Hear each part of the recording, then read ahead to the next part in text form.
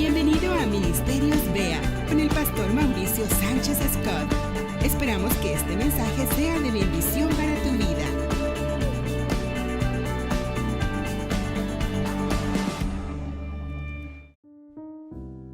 ¿Usted ha ido al Zócalo?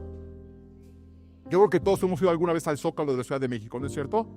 Estar en el Zócalo, además de la importancia cultural e histórica de nuestro país, es estar literalmente en el centro geográfico de la ciudad. O sea, el Zócalo es justo el centro de nuestra ciudad. Y ahí hay muchísimos edificios históricos, muy importantes. El más antiguo de todos esos edificios es la Catedral Metropolitana. Es el más antiguo de todos y está justo en el centro de la ciudad. ¿Y usted sabe por qué construyeron ahí la catedral? Porque abajo había otro templo, el Templo Mayor, donde los aztecas de Tenochtitlán construyeron su templo justo en el centro de la ciudad. Porque hubo una época donde hubo comunidades donde el edificio más importante era el templo. Y esto no solamente es un fenómeno en nuestro país, realmente es en todo el mundo. Si usted va a Nueva York, en el centro de Manhattan va a encontrar la Catedral de San Patricio. Si usted va a Inglaterra, va a encontrar la Catedral de San Pablo.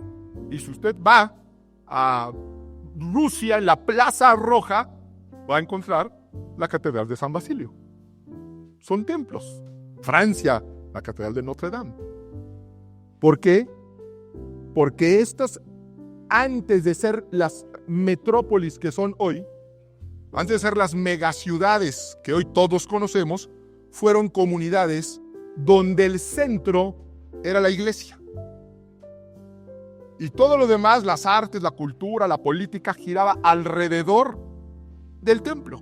Y ahí prosperaron. Aún Jerusalén, una de las ciudades más antiguas que existen, el pulso, el centro, es un templo que ya no existe, de hecho.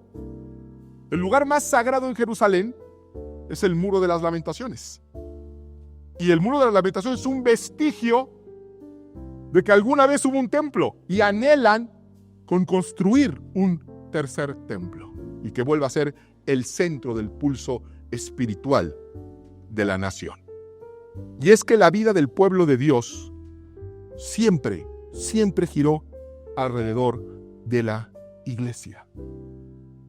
¿Cuál es para ti hoy? Es una pregunta retórica, no tienes que responderme. ¿Realmente cuál es el edificio más importante en tu vida? ¿Cuál es el edificio más importante al cual tú asistes? Y quizá ya no sea la iglesia. En alguna forma la iglesia dejó de ser el centro para convertirse en un lugar accesorio. En una cosa de decir, bueno, lunes inglés, martes karate, miércoles ejercicio y el domingo iglesia. Dejó de ser el centro. Quizá el edificio más importante sea tu oficina, o tu comercio, o tu negocio. Pero para el pueblo de Dios siempre fue la iglesia. Antes de que hubiera iglesias como nosotros las conceptualizamos hoy, hubo templo. Y antes del templo hubo sinagogas. Y antes de la sinagoga hubo tabernáculo. ¿Cuándo inició este concepto de un lugar donde Dios estaba presente? Vamos a la Biblia. Vamos a la Biblia el lugar donde está narrada la primera ocasión en que hubo un sitio que se identificó como la casa de Dios. Y vamos, por supuesto, al libro de Génesis. Génesis, capítulo 28. A partir del verso 10. Y vamos a contextualizar qué está sucediendo. Jacob va de regreso a su tierra. Y tiene miedo porque se ha portado mal. Jacob no en este momento Israel. Dios le va a cambiar el nombre de Israel. Jacob, de hecho, significa usurpador. Porque él nació y vivió usurpando, engañando, haciendo trampa. A su hermano mayor que le correspondía la primogenitura hizo un complot con su madre para robársela, para cambiársela por un planto de lentejas. Y se metió en muchos problemas, tantos que tuvo que salir huyendo. Pero ahora se ve obligado a regresar y tiene miedo. Tiene miedo de pagar las consecuencias de vivir de una manera inadecuada. Este Jacob no es Israel, el Israel que nosotros conocemos y entendemos hoy. Es el usurpador, ¿sí? Y vamos a ver qué le sucedió. Génesis capítulo 28 a partir del verso 10. Dice, salió pues Jacob de Berseba y fue a Harán. Y llegó a un cierto lugar, dice la escritura.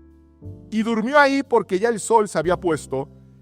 Y tomó de las piedras de aquel paraje y puso a su cabecera y se acostó en aquel lugar. Y soñó. Y he aquí una escalera que estaba apoyada en tierra y su extremo tocaba en el cielo. Vamos a poner mucha atención a este sueño de Jacob. Él sueña y sueña una escalera. Pero se nos deja saber, y era muy importante, que la escalera él ve y nota que está apoyada en el suelo, es decir, toca la tierra, lo cual sería natural. Pero quiso ser muy específico en que estaba firmemente tocando la tierra y que subía hasta el cielo. Y pasaba algo muy curioso. Dice, y he aquí ángeles de Dios que subían y descendían por ella. Y he aquí Yahvé estaba en lo alto de ella, el cual dijo, yo soy Jehová, el Dios de Abraham tu padre y el Dios de Isaac. La tierra en que estás acostado te la daré a ti y a tu descendencia. Será tu descendencia como el polvo de la tierra y te extenderás al occidente, al oriente, al norte y al sur, y todas las familias de la tierra serán benditas en ti y en tu simiente. He aquí yo estoy contigo y te guardaré por donde quiera que fueres, y volveré a traerte a esta tierra, porque no te dejaré hasta que haya hecho lo que te he dicho. Yahvé lo que hace es revelarse a Jacob y le recuerda, le confirma el pacto que había hecho con su abuelo Abraham y con su padre Isaac. Y dice, te voy a dar lo que le prometí a tus padres. Y se lo explicó en realidad por medio de un sueño, una escalera que tocaba la tierra, tocaba el cielo y donde subían y bajaban seres angelicales. Y arriba el Padre. Y despertó Jacob de su sueño y dijo, ciertamente Jehová está en este lugar y yo no lo sabía. Y tuvo temor y dijo, cuán terrible es este lugar, qué asombroso es este lugar, dice otra versión. No es otra cosa que, ¿qué dice? Casa de Dios y puerta del cielo. Dice, qué asombroso, qué increíble. Y sintió un temor reverente. Dice, este lugar es la casa de Dios. Es una puerta al cielo. Dios está en este lugar y yo ni lo sabía.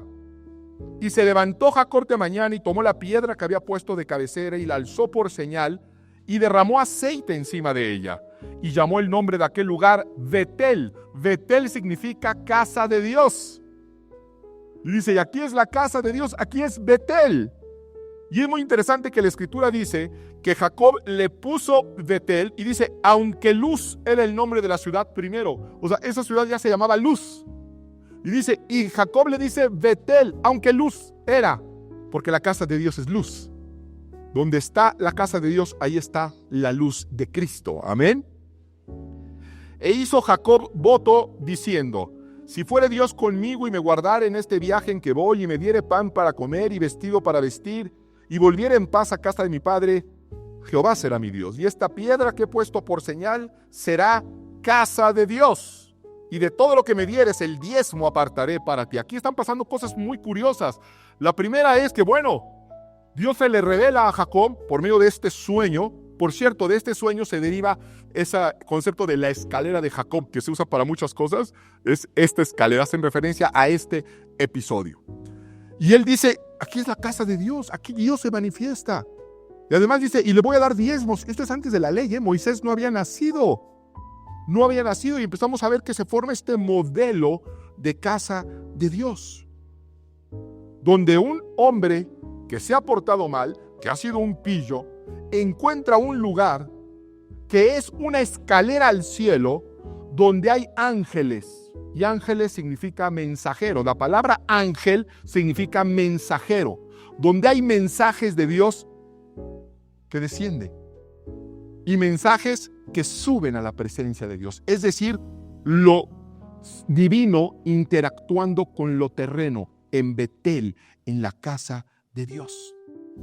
Finalmente entendemos que Dios es omnipresente. Dios está en todos lados. Dice, bueno, pastor, ¿pero qué? O sea, ¿Dios nada más está en Betel? ¿Dios solamente está en su casa? Si Dios es omnipresente, es correcto. Dios es omnipresente. Pero Dios no se manifiesta en todos lados. Puede estar presente en todos lados, pero no manifestarse en todos lados, y menos comunicarse en todos lados. Y eso es lo que Jacob va a decir. ¡Qué asombroso lugar! Aquí Dios se comunica de una manera especial.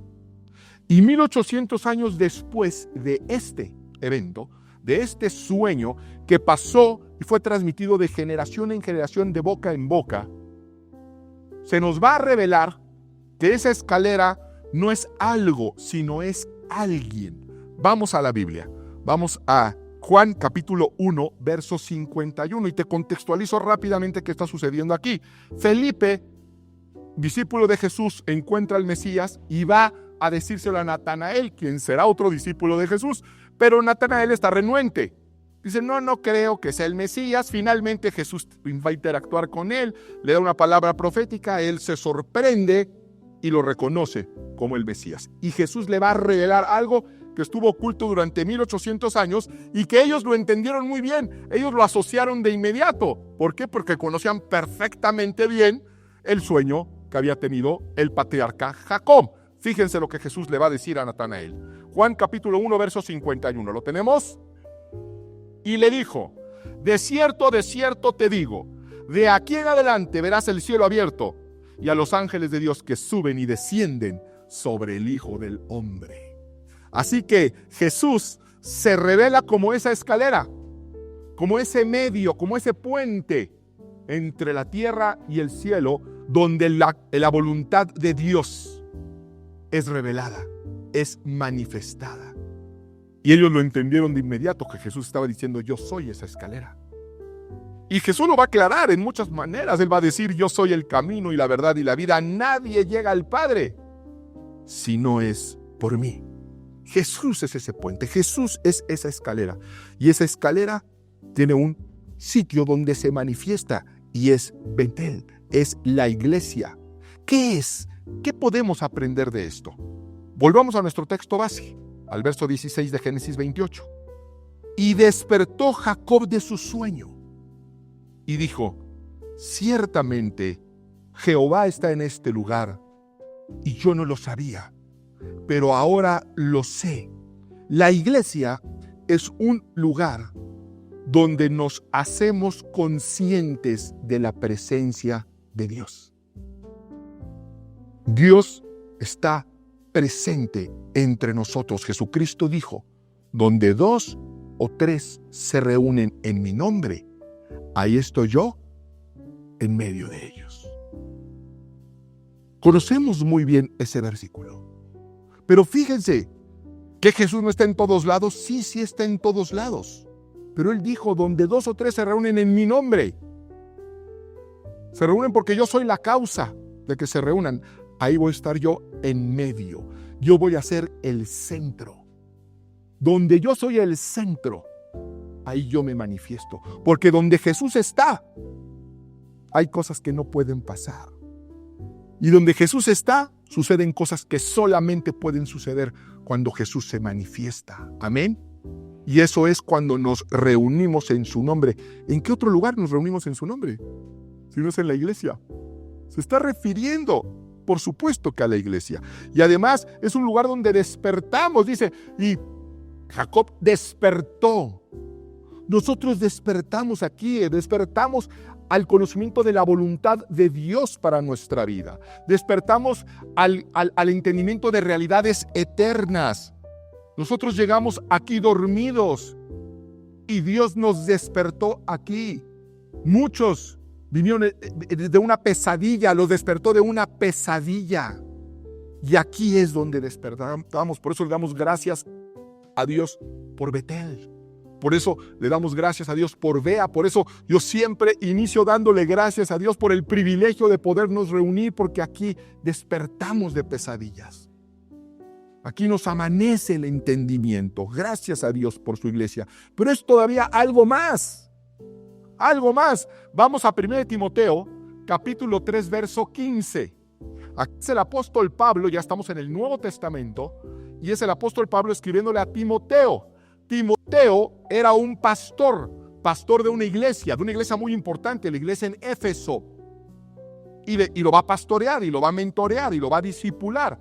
Y Pablo tiene mucho deseo de visitar la iglesia, pero bueno, muchas cosas se lo impedían.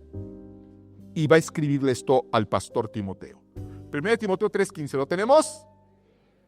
Para que si tardo, sepas cómo debes conducirte en la, ¿qué dice? En la casa de Dios, que es la iglesia del Dios viviente. Entonces, la casa de Dios, ¿qué es? ¿Cuál es la casa de Dios? La iglesia. La iglesia, lo dice la Escritura.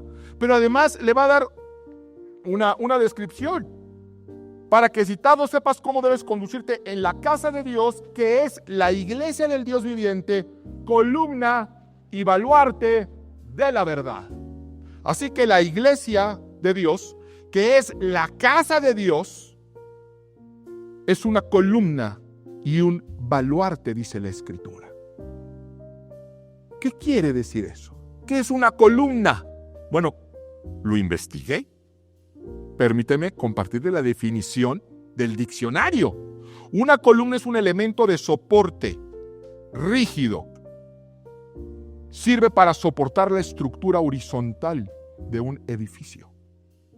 Entonces, en otras palabras, podemos determinar que Pablo está diciendo: debes de conducirte en la casa de Dios, que es la iglesia del Dios viviente, que es un elemento de soporte fuerte, rígido, que sirve para soportar toda una estructura.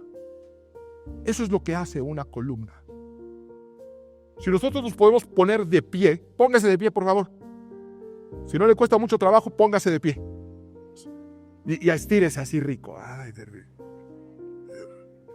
¿sí?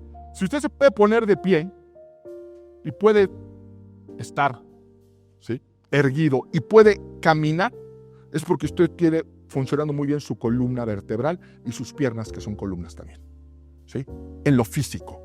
Y eso nos permite levantarnos y eso nos permite avanzar. Póngase. Ay, no le he dicho nada. Le iba a decir, póngase de pie, pero ya estaban puestos de pie. ¿Sí? Siéntese de nuevo, por favor. ¿Sí? Las personas que no se pueden poner de pie con facilidad y no se pueden desplazar es porque tienen problemas en la columna o tienen problemas en sus piernas, que son columnas, en lo físico. Pero aquí, por supuesto, estamos hablando en términos espirituales. Es una columna. Y la columna vertebral no solamente nos permite ponernos de pie, no solamente nos permite avanzar, sino protege la médula espinal. Resulta que esta columna no solamente es un soporte, sino es el lugar donde Dios diseñó que fuera protegida la médula espinal. La médula espinal es lo que permite que lleguen mensajes del cerebro a todo el cuerpo. A todo el cuerpo. Y eso es delicadísimo y está súper protegido por esa columna. Si usted puede dar un paso es porque su cerebro se lo ordena a unos nervios que llegan hasta el pie. Y todo eso pasa por la columna vertebral. Si se rompe esa comunicación, usted no va a poder mover los pies. Cualquier problema en la médula espinal es un problema de comunicación con el cerebro, donde se interrumpe y se interrumpió toda interactividad. Jesucristo dijo que Él es la cabeza. Él es la cabeza. Él es el que ordena, Él es el que manda. Y la iglesia es el cuerpo, dice la Escritura. Y nos deja saber que es la columna. Fíjate la importancia tremenda de la columna. Nos permite desplazarnos en posición de pie sin perder el equilibrio. En términos espirituales, si usted necesita apoyo, porque le cuesta trabajo mantenerse en pie espiritualmente, debe de entender que la iglesia es una columna.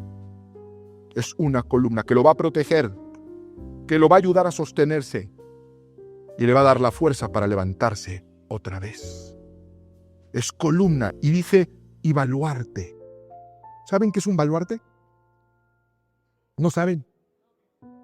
Un baluarte suena así como una obra de arte, ¿no? Yo cuando escuchaba baluartes, me imaginaba una joya o algo así muy primoroso. No, un baluarte es un fortín. Un baluarte es un cuartel, es un búnker. Eso es un baluarte. Si usted va a algunas de nuestras ciudades que están en la costa, te invito a ver los baluartes. Y están en la playa. Es donde se defendían de los piratas. Cuando veían que venían piratas a hacer un desastre, se iban a los baluartes, ahí se protegían y desde ahí se defendían, con cañones se defendían. Eso es un baluarte, una construcción, un recinto fortificado para resistir los ataques enemigos. La Biblia dice que la iglesia es un fortín fortificado, un búnker antimisiles, antibombas, antitanques, para resistir el ataque de nuestro enemigo. Porque el mundo no es un campo de juegos, es un campo de guerra. Estamos en una guerra. Estamos en una guerra por nuestros valores cristianos. Estamos en una guerra por nuestra fe. Estamos en una guerra por nuestra familia. Estamos en una guerra para que nuestros hijos no sean extraviados. Y Dios diseñó un baluarte, un fortín donde podemos refugiarnos y recobrar el aliento, recobrar fuerzas, encontrar un hombro para recuperarnos y salir a pelear la buena batalla otra vez. Y dice la Escritura que es baluarte de la verdad. La iglesia es la única institución sobre la faz del planeta Tierra que enseña y defiende las verdades espirituales. No hay otro lugar. En otro lugar enseñan mentiras. Enseñan que un hombre puede ser mujer. Enseñan que una mujer puede ser un hombre. Enseñan que un hombre puede ser un niño de 8 años. Enseñan que no tienes por qué vivir más que como a ti te plazca. Enseñan que no existe la verdad absoluta. Enseñan que todo es relativo. Enseñan que solamente se vive una vez. La única institución que defiende la verdad, el único baluarte de la verdad, es la iglesia. Hoy por hoy es la única institución que defiende a la familia, que defiende los valores cristianos, que defiende la honestidad, que defiende que Cristo regresa pronto. No hay otra institución. Es esta.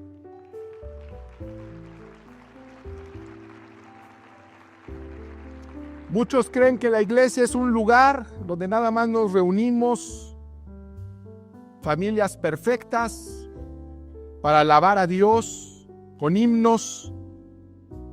Y no es así. La iglesia es un refugio para los agobiados. La iglesia es un lugar de descanso para aquellos que ya fueron rebasados. Por eso Jesucristo dijo: venid a mí todos los que estén cansados y cargados, y yo os haré descansar. Jesús dijo: venid a mí, lo que yo voy a ti, ¿dónde voy a ti? ¿Dónde voy a ti? Recordemos, conectemos. Jesús dice: venid a mí todo el que esté cansado y cargado, y yo os haré descansar. Y donde están 2 o 3 reunidos en mi nombre, ahí estaré yo en medio de ellos. Esa es la razón por la cual, y si le estoy mintiendo, dígame, ¿está usted mintiendo? Dígame, ¿cuándo usted ha entrado aquí y ha salido peor de lo que llegó? Salvo que se haya peleado con el de al lado, eso yo no soy responsable. ¿Cuándo llega usted aquí y dice: ay, mejor me hubiera ido? Salimos mejor. Y eso que a veces hay una palabra muy confrontativa. Y eso que la Biblia de repente nos encara con nuestro pecado. Pero siempre salimos mejor de lo que llegamos. Porque es un efecto de la verdad. Jesucristo dijo: conoceréis la verdad y la verdad os hará libres, en toda la extensión de la palabra. Y dice la Escritura: porque donde está el Espíritu del Señor, ahí hay libertad. Y volvemos: donde está el Espíritu del Señor, donde estén 2 o 3 congregados en mi nombre, ahí estoy yo en medio de ellos. ¡Qué hermoso lugar! ¡Qué hermoso lugar es nuestra iglesia! ¡Qué privilegio estar reunidos! Poder venir y no encontrar juicio, sino protección, perdón, amor, dirección. ¿Y cuál es el error que cometemos? Que cuando nos desequilibramos, que cuando nos equivocamos, nos alejamos de la iglesia. Digo: hermano, ¿por qué hace mucho que no lo veía? Sí, hermano, es que volví a tomar. Es que me estoy divorciando. Es que he estado muy deprimido. Y por eso falta la iglesia. O sea, está faltando al único lugar sobre la faz del planeta donde se reciben mensajes y dirección de parte de Dios. Donde descienden verdades espirituales y celestiales e interactúa lo divino con lo terreno. Se está alejando. ¿En qué cabeza cabe? Es cuando más nos debemos de refugiar en Betel para recibir el amor, la palabra y la instrucción de parte de Dios. La iglesia es un regalo de Dios para nuestra vida. Y es un regalo de Dios para cambiar nuestra vida, para que nuestra vida sea transformada por el poder de la palabra que solamente se da en la verdadera iglesia de Cristo. Por eso debemos amar a la iglesia. Usted pregúntese, contéstese, ¿cómo llegó aquí? ¿Usted cómo llegó aquí? Porque nosotros no nos anunciamos en ningún lado. No hay anuncios aquí afuera. ¿Dónde? ¿Cómo llegó usted aquí? Poder decir, bueno, me invitó vecino, me trajo mi familia. Algunos me dicen, pastor, lo escuché en la radio. Dios ha abierto puertas tan increíbles para nuestra iglesia que yo tengo la oportunidad de hablar en radio a nivel nacional. Y se ha observado, nunca he dado la dirección de la iglesia. Jamás doy la dirección de la iglesia. De hecho, me preguntan, ¿y dónde lo pueden escuchar? O dónde yo le digo, nos reunimos ahí por el Pedregal. No doy la dirección y lo hago de manera intensa. No hacemos eventos para que la gente llegue a la iglesia. Cuando le he dicho, oiga, hoy es jueves de invitado, tiene que venir usted con un invitado. Jamás, nunca.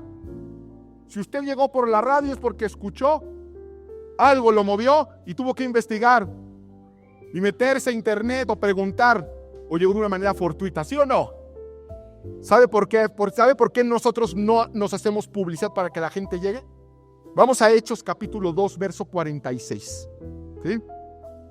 Hechos capítulo 2. Esta es la iglesia del primer siglo. Esta iglesia transformó el mundo. Esta es la iglesia que debíamos de imitar. Fíjate cómo se conducía esta iglesia. La iglesia apostólica. Hechos 2:46 en adelante. Dice, y perseverando unánimes. ¿Cada día dónde? En el templo.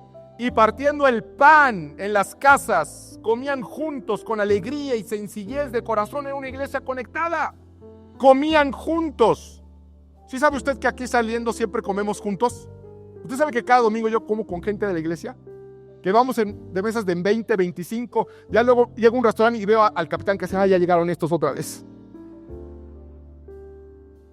Estamos conectados. Por eso empezamos, salúdalo, saluda a tu hermano, pregúntale cómo se llame. Por cierto, el día de ayer fue la despedida de solteros de nuestro hermano Coche y Mariel. ¿Sí? Son servidores de la iglesia. Y me enteré justo ayer, yo ya sabía que se habían conocido en la iglesia, pero me enteré ayer que se conocieron en el minuto para saludar. Así que, oiga, no voy a decir nada, pero habrá señales. Y perseverando unánimes cada día en el templo y partiendo el pan en las casas, comían juntos con alegría y sencillez de corazón, perseverando. Perseverando dice, perseveraban, y sabemos qué significa perseverar. Es continuar a través de las dificultades. Esta iglesia sufría persecución. Esta iglesia sufría persecución, los encarcelaban, perdían sus bienes por reunirse. Muchos no llegaron hoy porque se desvelaron viendo la pelea del Canelo. Hay familias que cruzan literalmente ríos para reunirse cada domingo, porque aprecian el regalo que es la iglesia para sus vidas. Perseverar viene de per, que es a través de severe, persevere, de la severidad, de las aflicciones. Ellos perseveraban. Y viene el verso 47, alabando a Dios y teniendo favor con todo el pueblo. Y aquí viene la parte a la que quería llegar. Y el Señor añadía cada día a la iglesia los que habían de ser salvos. Si usted está aquí, es porque el Señor lo trajo. Por eso debe de apreciar lo que Dios le ha dado. Usted no llegó por publicidad, usted no llegó por casualidad. Dios sabía lo que necesitaba y lo trajo a esta familia espiritual. Denle un aplauso al Señor. Y por eso, cada vez que yo veo que alguien llega, digo, esa persona viene de parte de Dios. Viene de parte de Dios. Y es una tremenda responsabilidad. Hay gente que me dice, pastor, fíjese, yo no era cristiano o yo no me reunía y ahora que me reúno perdí el trabajo. Ahora que me reúno me enfermé.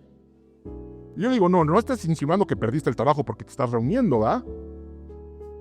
No estás diciendo que Dios te mandó una enfermedad ahora que lo estás buscando. Entonces, ¿qué es lo que está pasando? Lo que está pasando es que Dios sabía lo que ibas a enfrentar y te trajo a la iglesia a tiempo para que despertaras, para que te amaneciera, porque imagínate esa quiebra sin Cristo, imagínate esa enfermedad sin Cristo, imagínate ese duelo sin esperanza. Dios es tan bueno que te trajo a la iglesia para prepararte, para que tuvieras un lugar donde pudieras tener la fortaleza para enfrentar lo que tengas que enfrentar. Por eso la iglesia es un regalo de Jesús. Hay quien dice, pero finalmente, pastor, la relación con Cristo es personal, está en la intimidad. Es verdad. Yo no necesito congregarme. Yo necesito mi relación personal con Cristo. Muy bien. Entonces hágale caso a Cristo. Yo estoy de acuerdo que la relación es personal, que es íntima, pero Cristo dice, ese Cristo con el que según tú tienes intimidad y te da su palabra, dice, no dejando de congregarse, como algunos tienen por costumbre, sino exhortándonos unos a otros, y tanto más cuando ven que aquel día se acerca. Fíjate, no dejen de congregarse, es la instrucción del Señor para nosotros. No es una buena costumbre no congregarte. Dice, no te dejes de congregar. Y menos cuando ven que aquel día se acerca. Yo creo que todos vemos que aquel día se acerca, ¿verdad? Se están cumpliendo las profecías a pasos adelantados. La humanidad, las instituciones se están colapsando. Ese día se acerca. Y la instrucción es, no dejen de congregarse. ¿Por qué? Porque el Señor es espíritu y donde está el espíritu del Señor, ahí hay libertad. Además es en la congregación donde Dios reparte sus dones. Es aquí en la iglesia donde Dios va a repartir sus dones. Jesucristo dijo que ni las puertas del infierno podían prevalecer en contra de la iglesia de Cristo. Ni las puertas del infierno pueden prevalecer en este mundo que parece que está siendo ya totalmente dominado y conquistado por el demonio y que parece ser que aún la misma iglesia se ha visto ya contaminada. Jesucristo promete que cuando Él vuelva va a encontrar una iglesia en victoria, va a encontrar una iglesia de pie, va a encontrar una iglesia deshaciendo la obra del diablo. Y yo sueño con que cuando Cristo venga, véase a una de esas iglesias, véase a un Betel, donde las puertas del Hades no pueden prevalecer, donde las almas son rescatadas por el poder del Evangelio. Creemos en esa iglesia y estamos comprometidos con esa iglesia. Estamos comprometidos con dar la palabra que es para todos. De repente me preguntan, oiga, pastor, además de los eventos y los ministerios que tienen, que tenemos muchísimos, porque Dios nos ha bendecido increíblemente, pero fíjense qué curioso, fíjense lo que les voy a decir. La iglesia entre más crece, de manera intencional, tenemos menos ministerios. Teníamos mucho más ministerios cuando empezábamos en un garage. Éramos chiquititos.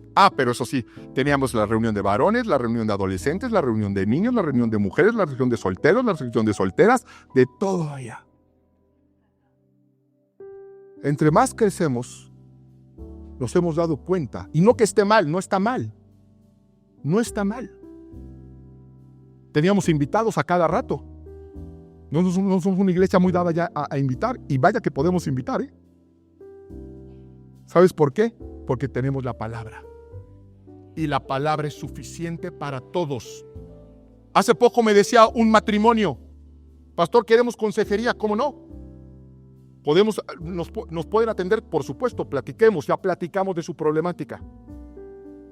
Y entonces que venimos cada semana, le digo, no, si no somos terapeutas. No somos terapeutas. Somos pastores.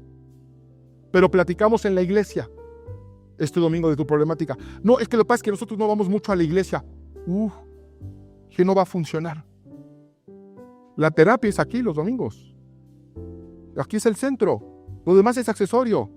Lo demás platicaremos. Pero si tú quieres sacar tu matrimonio adelante sin que la iglesia sea el centro, sin recibir la palabra de Dios cada semana, esto no va a funcionar. La palabra de Dios es para todos. Para el joven, para el viejo, para el rico, para el pobre, para el nuevo, para el docto. La palabra de Dios es para todos y esa palabra se imparte aquí, cada domingo. Jesucristo dijo que Él iba a edificar a su iglesia, iba a construir a su iglesia. A veces pensamos que todas las oportunidades están cerradas, como Jericó. Dice que estaba cerrada, bien cerrada, a causa de los hijos de Dios. La razón por la cual Jericó se amuralló, dice la Biblia, fue a causa de los hijos de Dios. Ellos no lo sabían. Ellos no lo sabían. Pero Jericó le tenía miedo al pueblo de Dios. Tú no lo sabes, pero el diablo te teme. El diablo tiene temor de lo que puedes hacer tú en Cristo cuando despiertes de tu sueño. Tiene miedo y por eso ataca a la iglesia. Y por eso es luego tan complicado venir los domingos. Tenemos la determinación, pero empiezan a levantarse cosas y situaciones para impedir que lleguemos a la iglesia. Estás cayendo en una trampa mortal. El enemigo tiene miedo. El enemigo es el que se va a trincherar. Por eso Jesucristo dijo, ni las puertas del Hades pueden prevalecer. Son ellos quienes se van a encerrar con almas que creen que van a perder, y es la iglesia quien va a tirar esa puerta a patadas en el nombre de Cristo y va a sacar almas en el nombre de Jesús. Jóvenes, tus hijos que hoy no quieren saber de la iglesia, Dios cuenta contigo y te va a empoderar de tal forma que vas a poder agarrar a tus hijos y rescatarlos en el nombre de Jesús. Y es a la iglesia, así denle un aplauso al Señor, no se contenga. La iglesia es además un lugar, fíjese usted, donde nos obliga a mejorar. Porque hay cosas que nosotros no vamos a hacer a menos de que seamos obligados prácticamente. Como cuando es uno niño y uno no se va a comer las lentejas a menos de que nos obliguen. ¿Sí? Fíjense, vamos a Hebreos capítulo 13, verso 7, donde hay una instrucción para los congregantes, hablando de nosotros los pastores. Hebreos 13:7 dice, acordaos de vuestros pastores que os hablaron la palabra de Dios. Considerad cuál haya sido el resultado de su conducta e imitad su fe. Fíjense qué palabra tan tremenda. Dice, consideren a sus pastores, acuérdense de ellos. Eso está bien bonito. Para nosotros los pastores está bien bonito. Pero luego dice, consideren, mediten, examinen cuál haya sido el resultado de la conducta de sus pastores e imiten su fe. Es un tremendo peso para nosotros como pastores. Yo compartirles esto, es decir, estamos llamados para ser ejemplo. Estamos llamados para ser ejemplo. Es un peso santo que nos impulsa a ser mejores. ¿Para qué? Para poder predicar la palabra, porque si no, ¿cómo les predico? Acuérdense de sus pastores nomás. No, acuérdense de los pastores que les dieron la sana doctrina e imiten el resultado de su fe. Hay gente que depende de lo que vean en nosotros, de la congruencia que vean en nosotros. Pero eso evidentemente no solamente va a aplicar de aquí para allá. Tú eres el representante de Cristo, tú eres el sacerdote de Cristo, tú eres el pastor de tu casa. Y hay otros que van a considerar el resultado de tu fe.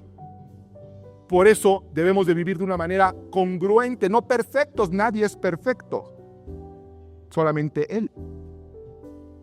Pero debemos de ser congruentes, entender la responsabilidad que tenemos como cristianos, porque hay algo perfecto en nuestra vida. Hay una cosa, solamente hay una cosa que es perfecta en tu vida, y es la voluntad de Dios. La Biblia dice que es buena, agradable y perfecta. Y la voluntad de Dios es que entiendas estas verdades espirituales. Segunda de Corintios capítulo 1, verso 3 y 4, ya para terminar. ¿Me regalan 2 minutitos extra? A ver, levante la mano el que... 2, 4, 6, 8, 10, 12, 14. Segunda de Corintios capítulo 1, verso 3 en adelante. Dice, alabado sea el Dios y Padre de nuestro Señor Jesucristo. Alabado sea, Padre misericordioso y Dios de toda consolación, quien nos consuela en todas nuestras tribulaciones, para que con el mismo consuelo que de Dios hemos recibido, también nosotros podamos consolar a todos los que sufren. Fíjense nada más el tamaño de promesa que hay aquí. Si usted consuela hoy, usted será consolado mañana. Si usted consuela hoy, usted será consolado mañana. Y la mejor de todas, que si usted hoy está siendo consolado, si hoy usted necesita ser levantado, si hoy usted necesita ser animado, si hoy usted necesita y requiere ayuda para poderse volver a levantar, volver a creer, ocupar el lugar que usted tiene como hijo e hija de Dios. Si esta es su situación hoy, usted tiene una promesa de Dios que mañana usted va a usar a otros. Dios lo va a usar a usted para levantar a otros que estarán en la situación que usted está hoy. Si usted consuela, será consolado. Y si usted es consolado hoy, usted va a consolar a los demás. Esa es una promesa de victoria. Usted se puede sentir hoy en el suelo. Usted se puede sentir hoy en la lona. Puede pensar que ya no hay esperanza. La hay. En Cristo hay esperanza. Y Dios dice, ven, porque aquí está presente el Padre de toda consolación, que te va a consolar no solamente para consolarte, sino va a traer tal consuelo y va a traer tal testimonio a tu vida, que tú vas a poder levantar a otros y decir, yo estuve donde tú estás hoy y mírame lo que Dios ha hecho en mí. Me ha levantado, me ha sanado, me ha prosperado, me ha reedificado, ha traído a mi familia y hoy toda mi familia sirve al Señor. Así que, hermanos, es tiempo de poner a Dios en el centro de nuestra vida. Hay que poner a Dios en el centro de nuestra vida. Debemos de devolverle el lugar que le corresponde para nuestro bien. No le hacemos ningún bien a Él. Nos hacemos el bien a nosotros mismos. Devuelve el centro de tu vida a la iglesia. Cuando Dios ideó el tabernáculo, que dijo, ahí estará mi presencia, ahí estará el Shekinah de Dios. Dijo, lo van a poner donde lo quieran poner, póngalo donde lo pongan, porque eran errantes. Pero una vez que lo pongan, las tribus se van a acomodar alrededor del tabernáculo. El centro va a ser el tabernáculo. No me vais a poner la tribu de Efraín, la tribu de el tabernáculo. No. No vais a poner acá el punto de reunión, la academia, las clases. No. Y luego el tabernáculo. No. El tabernáculo va en el centro. Y todo lo demás, tus decisiones, tu vida, tus proyectos van a desprenderse de lo que sucede en el tabernáculo. Porque ¿qué sucede en el tabernáculo? Viene instrucción de parte de Dios. Y tú tomas decisiones en relación a lo que tú crees. El destino de tu vida y la situación en la que tú estás es el resultado directo de tus decisiones, no de tus intenciones. No, de tus intenciones has de tener muy buenas, pero quizá tus decisiones no han sido las mejores. Nadie se casa para divorciarse. Yo no conozco a nadie que me diga, pastor, me voy a casar. Ay, qué bueno, ¿y cuál es tu plan? Pues casarme, pasarla bien el primer 6-7 meses, luego empezar a tener unos problemas de pesadilla y luego meterme en un problema legal de años, ¿sí?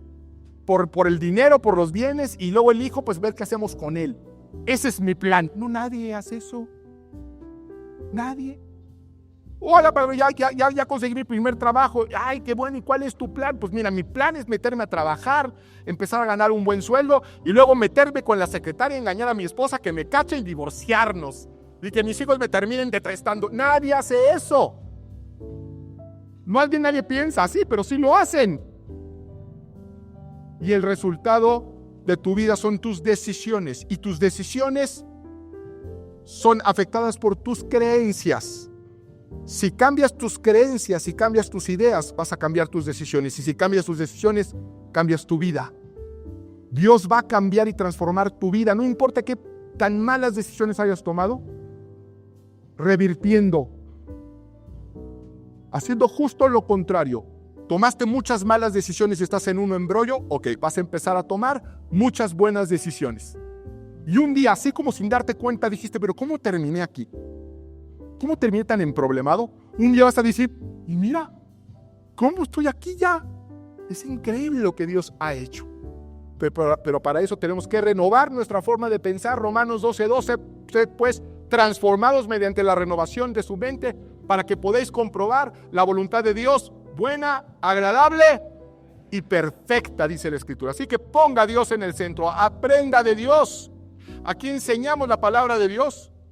Tenemos un estudio bíblico todos los martes, capítulo por capítulo, versículo por versículo. Aprenda de Dios. Tenemos eventos específicos para las mujeres, para los jóvenes. Aprendan de Dios. Ame a su iglesia. Comprométase, porque le garantizo que cuando usted lo necesite, su iglesia va a estar presente. Cuando usted lo necesite, su iglesia va a estar presente. Y termino con Efesios 5:14. Por lo cual dice, despiértate. Despiértate tú que duermes. Hemos estado dormidos a las realidades espirituales. Hemos desplazado a la iglesia de Cristo del centro, donde hemos recibido bendición, instrucción. Te garantizo que aquí, sentado en algún lugar, puede estar el amor de tu vida. Sentado aquí en algún lugar puede estar ese empresario, ese comerciante, ese amigo que te va a abrir las puertas del plan de Dios. Dice la Escritura, porque somos hechura suya, creados en Cristo Jesús para buenas obras, las cuales Dios preparó de antemano para que anduviésemos en ellas. Dios cuenta dentro de su plan de que este día voy a hacer que conozca a esta persona, que es la que le va a dar trabajo, o es el que le va a presentar el que le va a dar trabajo, o es el que le va a presentar que le va a dar trabajo y que luego ahí va a conocer a la otra persona, con lo cual va a poner su empresa donde va a poder tener a sus... No sé yo el plan de Dios, pero sé que es increíble. Es bueno, y Él cuenta con que hay lugares donde no vas a estar. Hay momentos donde un cristiano no debe estar, hay horarios donde no debemos que estar, nada que estar haciendo ahí. Y uno de esos lugares donde debemos de estar sistemáticamente, porque Dios dice, algún día se lo va a encontrar, algún día van a orar por él, algún día va a pasar, es en la iglesia de Cristo. Por eso debemos de permanecer, y cuánto más cuando aquel día se acerque. Entonces despiértate tú que duermes, dice la Escritura, y levántate, y póngase de pie, por cierto, dice, y levántate de los muertos, y te alumbrará Cristo, dice Efesios 5:14. Despiértate tú que duermes, levántate de entre los muertos, y Cristo te alumbrará. ¿Podemos despedirnos alabando a Dios? Ministerios Vea con el pastor Mauricio Sánchez Escort. Esperamos que este mensaje sea de bendición para tu vida. Para conocer más, visita nuestro sitio en internet www.iglesiavea.com. Gracias por escucharnos.